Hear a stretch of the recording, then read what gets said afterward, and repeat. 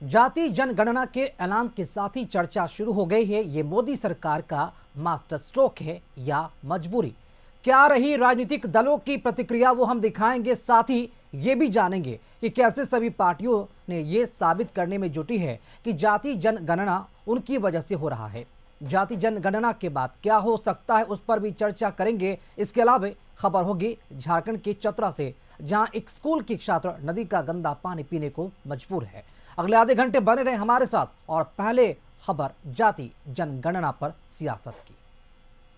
जब कश्मीर में धर्म पूछकर नरसंहार को लेकर आक्रोश था और लोग इस बात पर नजरें टिकाए थे कि आतंक को खत्म करने के लिए सरकार क्या एक्शन लेती है, आतंकियों को पनाह देने वाले पाकिस्तान के खिलाफ क्या कार्रवाई होती है, तब अचानक केंद्र सरकार ने जातीय जनगणना का फैसला लिया, जिसकी मांग काफी दिनों से हो रही थी।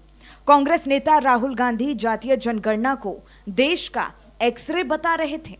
कांग्रेस शासित राज्य तेलंगाना ने जातीय सर्वे कराया और इसकी रिपोर्ट जारी की। वहीं कर्नाटक में भी जातीय सर्वे हो चुका है। बिहार ने भी जातीय सर्वे के बाद आरक्षण का दायरा बढ़ा दिया है। हालांकि मामला कोर्ट में है। केंद्र के फैसले के बाद अब पूरे देश में जातीय जनगणना होगी। Social fabric is not disturbed by politics. Caste enumeration should be transparently included.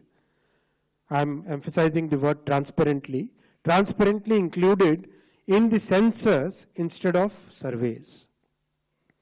This will strengthen the social and economic structure of our society while the nation continues to progress.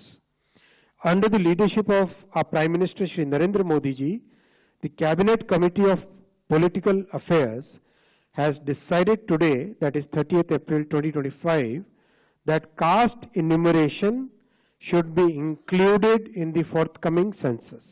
जातीय जनगणना मूल जनगणना के साथ ही कराई जाएगी, जो हर 10 साल में होती है। हालांकि कोरोना की वजह से 2021 में जनगणना नहीं हो सकी थी। केंद्र सरकार अब जनगणना कराने की तैयारी में है। भारत में जाति का आंकड़ा 94 साल पुराना है। आखिरी बार 1931 में जातीय जनगणना हुई थी। जब केंद्र सरकार ने जाति जनगणना का ऐलान किया तो राहुल गांधी ने कहा कि सरकार को इसकी समय सीमा बतानी होगी। वहीं तेजस्वी यादव ने इसे समाजवादियों की जीत बताई। ये हमने ऑर्गेनाइज तरीके से बहुत गहराई से कैंपेन चलाया है, ग्रासरूट लेवल पे कैंपेन चलाया है और महीनों से हम ये कैंपेन चला रहे हैं और इस कैंपेन का असर पड़ा है, इफेक्ट आया है और इसीलिए इन्होंने ये डिसीजन लिया है। बट कास्ट सेंसस जो मैंने आपसे बोला, ये दरवाजा खोलने का तरीका है। उसके बाद रियल विकास का काम शुरू होगा। तेलंगाना में जो कॉर्पोरेट स्ट्रक्चर है होंगे, क्योंकि आप कह सकते हो कि हमने सेंसस कर दिया और फिर रेलेवेंट सवाल आपने नहीं पूछे तो फिर उसका कोई मतलब ही नहीं है। और उस समय भी 15 में भी लालू जी ने बोला था कि जितने आरएसएस वाले हैं कान पकड़वा करके भी अगर करवाना पड़ेगा तो करवाएंगे। आज इनकी मजबूरी है, मजबूरी है, इन लोगों ने किया है। लेकिन विरोध इतने दिनों तक कौन कर रहा था लोग? यानी सम्राट चौधरी का ये कहने का मतलब है कि हम ही लोग के एजेंडे पे वो काम कर रहे हैं। तो आप एक बात समझ लीजिए, तो शेड्यूल 9 65% आरक्षण जो हमारा जाति आधारित गणना का रिपोर्ट आया, खाली रिपोर्ट आ जाने से नहीं ना होगा, उस पर तो अमल करना पड़ेगा, उसके हिसाब से हमको काम भी करना पड़ेगा।